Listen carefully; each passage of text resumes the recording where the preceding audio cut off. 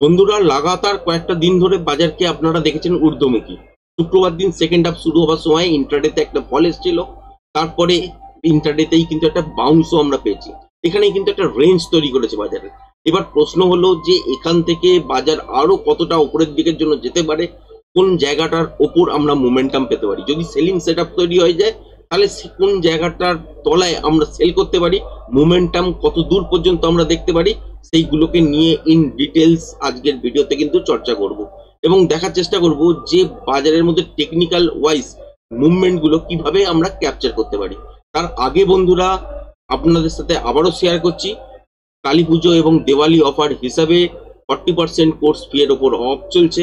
আপনারা যারা সত্যি শিখতে ইচ্ছুক আছেন অ্যাডভান্স লেভেলের টেকনিক্যাল কোর্স, তারা কিন্তু যোগাযোগ করতে পারেন।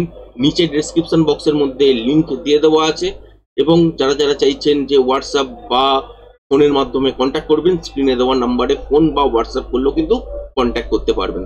এবার হচ্ছে এই কোর্সটা চলে কিন্তু রেগুলার ওয়াইজ এবং যেগুলো যেগুলো রাত্রিবেলার দিকে আপনাদের সাথে শেয়ার করা হয় বা শেখানো হয়, তার যেমন ভিডিও রেকর্ডিংটাও আপনাদের সঙ্গে শেয়ার করা হয় এবং লাইভ মার্কেটে কিন্তু লাইভ প্রুফ দিয়ে শেখানো হয়। জানি না কজন এইরকম ভাবে আপনাদেরকে শেখাবে এই মার্কেটের মধ্যে, এবং এত নমিনাল ফিজে প্লাস হচ্ছে 40% অফ দিয়ে। যে এটা হচ্ছে কালী পুজো এবং দেওয়ালি অফার হিসাবেই চলছে। যারা যারা সত্যি শিখতে ইচ্ছা আছে, মার্কেটের মধ্যে কাজ করতে সিরিয়াস, তারা যোগাযোগ অবশ্যই করবেন। নিচে ডেসক্রিপশন বক্সের মধ্যে লিঙ্ক কিন্তু দিয়ে দেওয়া আছে, লিঙ্কে ক্লিক করার পর জয়েন হয়ে যাবেন, তারপরেই কিন্তু আপনারা ভেতরে পেমেন্টের অপশন পেয়ে যাবেন। এবার আসি টপিকে। এবার দেখতে পাচ্ছি কি বাজারের মধ্যে যদি উপরের দিকটা দেখি তাহলে হচ্ছে এই 25,780 এইখানে কিন্তু একটা জোন বাজার ক্রিয়েট করেছে, ঠিক এই জায়গাটা, কারণ এইটা একটা জোন। আর তলার দিকে যদি লো দেখি তাহলে ঠিক এইখানটা 25,620 এই জায়গাটাই কিন্তু আমরা দেখতে পাচ্ছি মোটামুটি একটা জোন ক্রিয়েট করেছে। মানে এই রেঞ্জটা ব্রেক করলে আমরা মোমেন্টাম তলার দিকের জন্য পাবো, আর উপরের দিকে এই রেঞ্জটা ব্রেক করলে উপরের দিকের জন্য মুভ পাবো। এখন দিওয়ালির সময় বাজার কিন্তু প্রত্যেকটা বছরই মোটামুটি কিন্তু উপরের দিকেই দিওয়ালির টাইমটা রাখার চেষ্টা করে, সুতরাং সেই হিসাবে কিন্তু একটা মুভমেন্ট তো পেয়েছি।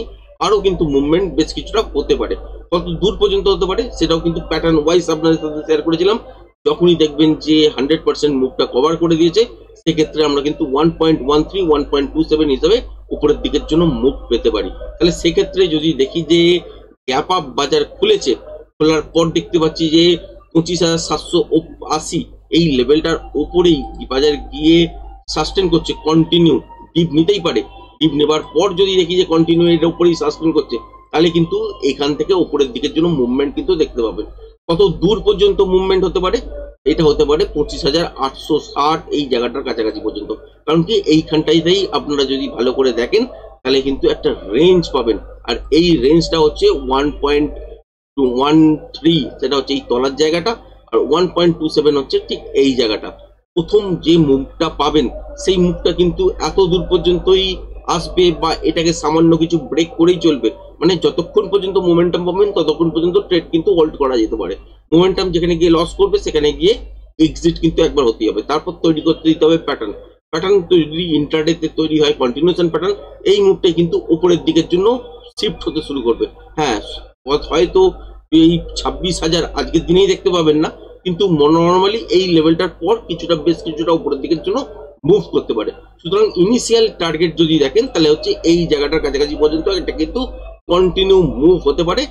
যদি আমরা দেখতে পাই যে গ্যাপ আপ হয়েছে 25,780 এই লেভেলটার উপরে, তারপর ছোটখাটো ডিপ নেওয়ার পর কন্টিনিউ সাস্টেন করছে, তবেই কিন্তু এই মুভটা উপরের দিকের জন্য আমরা পাবো।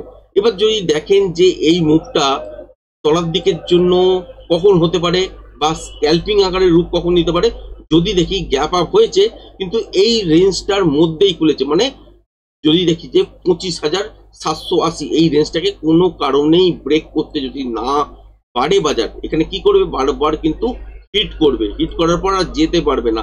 তখন কি করবে বাজার, কিন্তু মুখটা উপরের দিকে না তলার দিকের জন্য ঘোরাবে, এবং এই রেঞ্জটার উপরে যদি গ্যাপ আপ হয় সেই ক্ষেত্রে স্ক্যাল্পিং হিসেবেই দাঁড়াবে।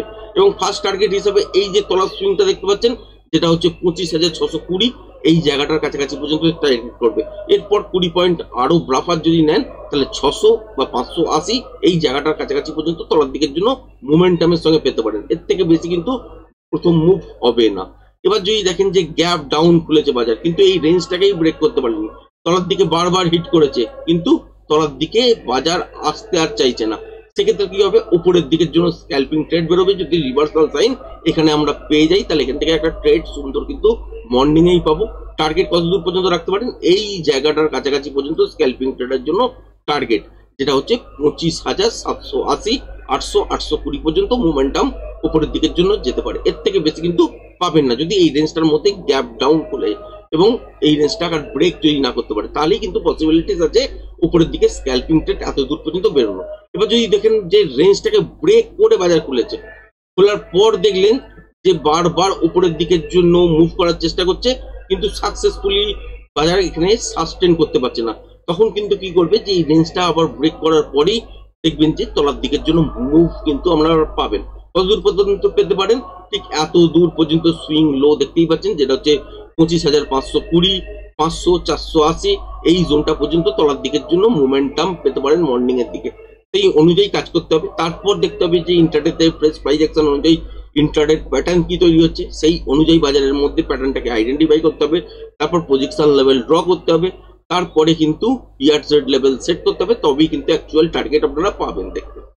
আবার যদি দেখি যে বাজারের মধ্যে এরকমই হয়েছে যে খুব বড় গ্যাপ ডাউন হয়ে গেছে বা খুব বড় গ্যাপ আপ হয়ে গেছে, তাহলে সেক্ষেত্রে আমরা কি দেখবো যে বাজার একটা রেঞ্জ ক্রিয়েট করবে। তখন রেঞ্জটা যেদিকে ব্রেক করবে সেই দিকে কিন্তু আধ ঘন্টা ওয়েট করার পর কিন্তু ট্রেড নিতে পারেন। মানে যদি দেখেন যে খুব বড় গ্যাপ আপ হয়ে গেছে, তারপর দেখলেন যে লোটা ব্রেক করছে, তাহলে কিন্তু শর্ট করা যায়, বা হাইটাও যদি ব্রেক করে তাহলেও কিন্তু লং করা যায় বেশ কিছুটা টাইমের জন্য। এবার যদি তলার দিকের জন্য যদি দেখেন যে বড় সড়ো গ্যাপ ডাউন হয়ে গেছে, তাহলেও কিন্তু যদি এই গ্যাপ ডাউনের সময় যে ইন্টারডেতে হাইটা তৈরি করেছে সেইটা যখন ব্রেক করে যদি সাস্টেন করতে শুরু করে, সেখান থেকে একটা বাইং সেটআপ পাওয়া যেতে পারে। আবার যদি ইন্টারডেতে যে লোটা তৈরি করেছে সেটা যদি ব্রেক করে, তাহলে কিন্তু তলার দিকের জন্য আরো বেশ কিছুটা মোমেন্টাম পেতে পারেন। তার জন্য কিন্তু আধ ঘন্টার রেঞ্জ কিন্তু আপনাকে ফলো করতে হবে। এবার আসি ব্যাংক নিফটি নিয়ে।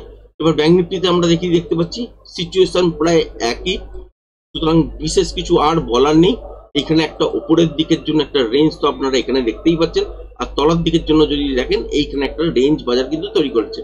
এর মধ্যখানে যতক্ষণ থাকবে ততক্ষণ স্ক্যালপিং আকারেই ট্রেড পাবেন, এর থেকে বিশেষ কিছু পাবেন না। ধরুন গ্যাপ আপে বাজার খুললো, কিন্তু এই রেঞ্জটাকে ব্রেক করতে পারলো না, বারবার হিট করবে, করার পর কি করবে বাজার আলটিমেট কিন্তু তলার দিকের জন্য মুভ করবে। রিভার্সাল সাইন পেলে এখান থেকে কিন্তু শর্টের প্রোগ্রাম তৈরি করা যেতে পারে, এবং টার্গেট হিসেবে কতদূর রাখতে পারেন এই সুইং জোনটা পর্যন্তই, কারণ বাজারের মধ্যে স্ক্যালপিং রূপে এই জায়গাটার কাছাকাছি আসতে পারে।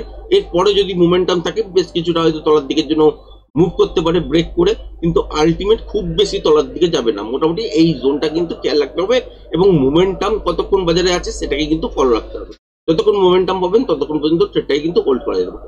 এই সিচুয়েশনটাই যদি দেখেন যে উপরের দিকে গ্যাপ আপের সঙ্গে খুলেছে, তারপর তলার দিকের জন্য ডিপ নিয়েছে, ডিপ নেবার পর কিন্তু তলায় সাস্টেন আর করছে না বা লো ব্রেক করছে না, তখন এই মুভটাই কিন্তু উপরের দিকের জন্য ঘুরে যাবে, এবং সেক্ষেত্রে মোমেন্টামটাকেই প্রথমের দিকে আপনাকে ফলো রাখতে হবে।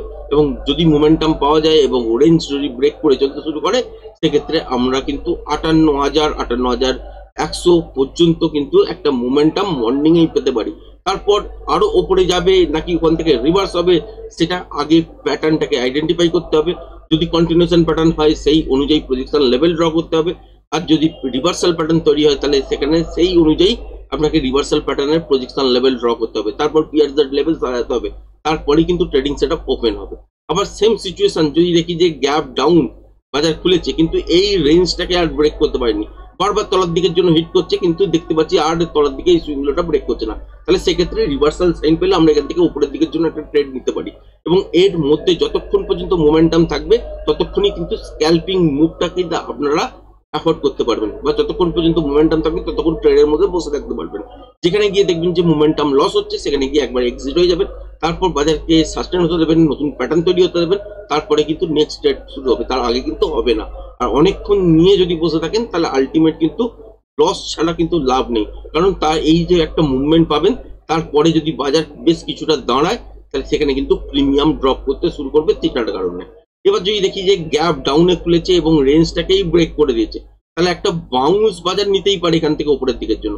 বাউন্স নেবার পর যদি দেখি সাস্টেন করতে পারছে না, তাহলে কিন্তু এখান থেকেই রিভার্সাল সাইন পাবেন তলার দিকের জন্য এবং ক্লিয়ার একটা মুভমেন্ট হবে। কতদূর পর্যন্ত হতে পারে?